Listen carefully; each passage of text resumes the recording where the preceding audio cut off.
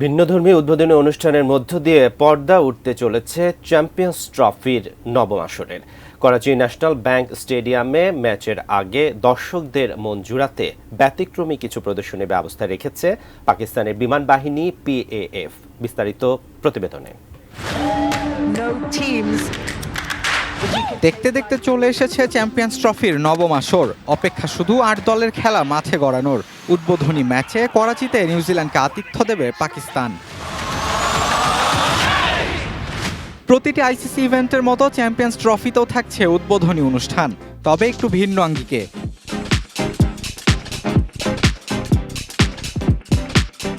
পাকিস্তানি সংবাদ মাধ্যমগুলোর বরাত দিয়ে ইনসাইড স্পোর্ট জানিয়েছে, উদ্বোধনী অনুষ্ঠানে নির্দিষ্ট একটা সময় রাখা হয়েছে পাকিস্তান এয়ারফোর্সের জন্য, যেখানে PAF এর বিখ্যাত শেরদিল অ্যারোবেটিক্স আকাশে কসরত দেখাবে। পাকিস্তানের স্বাধীনতা দিবস এবং অন্যান্য জাতীয় ও আন্তর্জাতিক অনুষ্ঠানে প্রদর্শনীতে অংশ নেয় পাকিস্তান বিমান বাহিনী। এবার চ্যাম্পিয়ন্স ট্রফির উদ্বোধনীতে তেমনি ভিন্ন কিছু দেখাতে চায় তারা। অ্যান্টিব্যাকটেরিয়াল অ্যাডিটিভ যুক্ত সেরা ওয়াটার ট্যাঙ্ক বিশুদ্ধ পানিতে ব্যাকটেরিয়া জন্মাতে দেয় না। শেরদিল অ্যারোবেটিক্সের পাশাপাশি এদিন দেখা যাবে F-17 থান্ডার এবং F-16 ফাইটার জেট সহ বিশেষ কিছু যুদ্ধ বিমানও।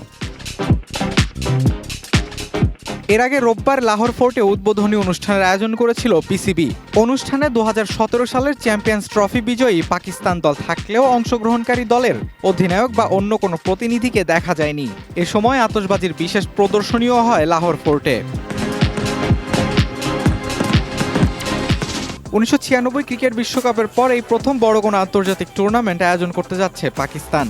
শুধু বিশ্বকাপ ক্রিকেটই নয়, এর আগে 1990 সালে বিশ্বকাপ হকি, 1994 সালে হকির চ্যাম্পিয়ন্স ট্রফিও আয়োজন করেছিল পাকিস্তান।